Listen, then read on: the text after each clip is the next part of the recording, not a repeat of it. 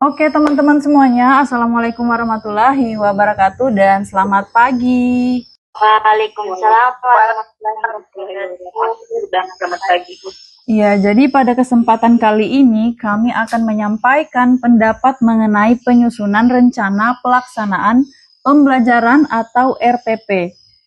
Nah, RPP ini merupakan salah satu perangkat pembelajaran yang sangat penting.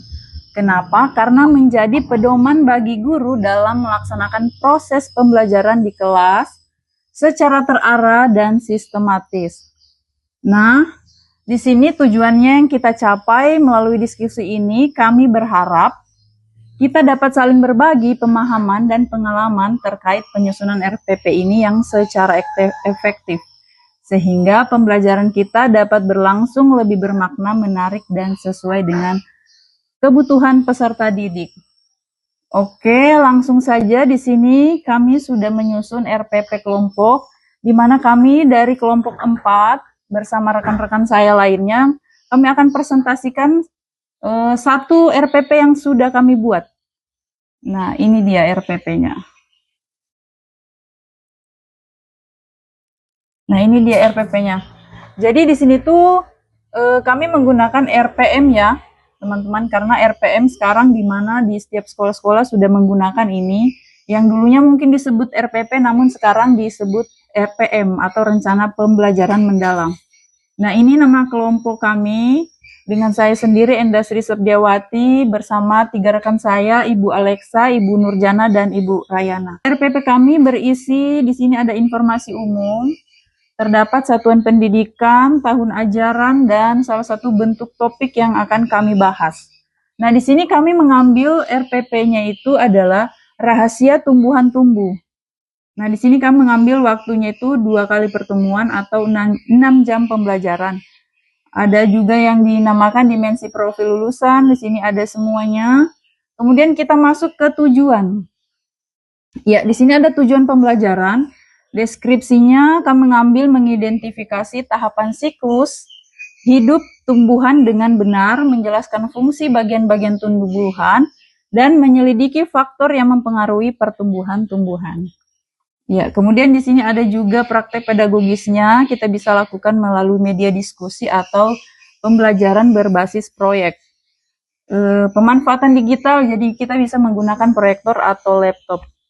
Nah, kemudian kita masuk ke materi. Nah, di sini kami menyusun kegiatannya, materinya ada 3 tahapan, yaitu kegiatan awal, rincian langkah-langkahnya di sini pastinya pembuka ya, pembuka, memberi salam, berdoa, mengecek kehadiran atau bernyanyi. Kemudian guru masuk di sini persepsi, bertanya kepada siswa. Nah, masuk di kegiatan intinya di sini di proses pembelajarannya. Jadi kita bisa menunjukkan LKPD-nya kepada siswa, kemudian siswa mengamati dan kita akan terjadi proses pembelajaran di sini. Nah, ini terakhir di ekspresi sederhana ini seperti prakteknya ya, langsung. Mungkin kita membuat di sini tentang tumbuhan, jadi kita bisa langsung praktek melihatkan kepada siswa-siswa itu. Seperti itu. Ini dia prakteknya, kegiatannya menyiapkan gelas dan diamati dari proses tumbuhnya hingga berkembangnya setiap hari ya. Jadi siswa bisa mencatat di sini. Nah, kemudian di kegiatan penutup, di sini guru mengajak peserta didik untuk menjawab pertanyaan. Nah, ini pertanyaan untuk siswa ya, apa saja yang dipelajari tentang hari ini, terus apa yang menarik yang bisa mereka temukan di dalam proses pembelajaran yang sudah kita ajar. Begitu teman-teman. Asesmennya di sini ada 3, asesmennya awal, formatif, dan sumatif. Yang dimana di sini asesmen awal ini kita terjadi di saat proses pembelajaran ya, di saat awal. Bisa terjadi sesuai dengan tanya jawab mungkin agar membuat siswa itu lebih berpikir kreatif lagi. Kemudian masuk di sini formatif di proses pembelajaran. Jadi kita bisa melihat melalui LKPD-nya yang sudah kita bagikan dan kita lihat siswanya itu meresponnya seperti apa itu. Di sini dia masuknya di formatif proses. Nah, yang terakhir ini asesmen sumatif, di mana itu asesmen sumatif yang dilakukan di saat akhir pembelajaran atau di saat anak-anak itu mau ujian. Di sini dia. Jadi kita bisa melihat hasil dari penilaiannya. Mungkin seperti itu teman-teman ya. Kalaupun ada anak-anak yang tidak lulus di nilainya di mata pelajaran yang sudah kita ajarkan, ada yang namanya pengayaan dan remedial. Oke, seperti itu. Ada yang mau ditambahkan dari teman-teman lain di sini mengenai RPP kita? Supaya lebih menarik lagi, mungkin bisa menambahkan minat belajar bagi anak murid kita yang akan kita ajarkan nantinya. Mungkin ada yang mau kasih pendapat, saya persilakan. Oke, baik dari saya menambahkan Iya. ada 3 garis bawahi yang Iya. perlu ditambahkan untuk RPP-nya kita nanti. Mm-mm. Yang pertama itu adalah media pembelajaran asik atau berwarna. Oh iya. Nah, di sini yang kedua itu yang perlu ditambahkan adalah bermain sambil belajar. Jadi kita bisa tambahkan di bagian mananya itu, Bu? Bagian awal atau saat proses pembelajaran mungkin ya, biar siswanya lebih semangat lagi belajarnya, tidak bosan begitu ya. Ya, di proses pembelajaran. Di proses pembelajaran. Oh, berarti di sini di intinya. Nanti bisa kita tambahkan di sini di intinya. Iya. Mungkin dalam bentuk apa, Bu ya? Dalam bentuk games mungkin ya. Games tapi dalam atau bagaimana? Kalau media pembelajaran tadi itu dalam bentuk mewarnai begitu dan mewarnai. mewarnai.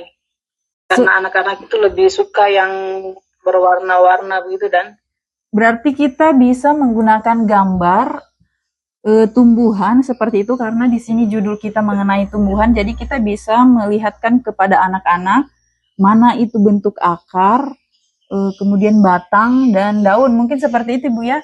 Terus sisa diwarnai dari tiap masing-masing bagian ini. Mungkin bisa seperti itu ya. Oke. Dari Ibu Nurjana mungkin masih ada masukannya mengenai RPP kita ini? Ada lagi yang mau ditambahkan? Karena di sini kegiatan awalnya itu guru memberi salam, kemudian berdoa bersama, mengecek kehadiran siswa. Terus di sini kemarin kita tambahkan bernyanyi ya, sebagai rasa nasionalisme kita tambahkan menyanyi di awal pembelajaran, biar buat anak-anak itu semangat untuk memulai belajar. Ada yang perlu kita revisi lagi? Masih ada teman-teman? Iya. Ibu Alexa, aman berarti? Aman. Aman ya. Oke, berarti kita revisinya cuma di bagian proses pembelajaran tadi ya, dari masukan Ibu Rayana, bisa diisikan berupa games atau dalam bentuk mewarnai. Atau dibuatkan video. Dibuatkan apa Ibu? Video. Oh, ditampilkan video ya. Oh iya, betul sekali. Ya, karena materi RPP ini sangat menarik Ibu, relevan dan edukatif. Sangat baik untuk menumbuhkan rasa ingin tahu siswa mengenai tentang lingkungan begitu. Oke, berarti kita bisa tambahkan video ya, gambar tumbuhan, gambar pengertian-pengertian dengan fungsi-fungsi tumbuhan. Oke.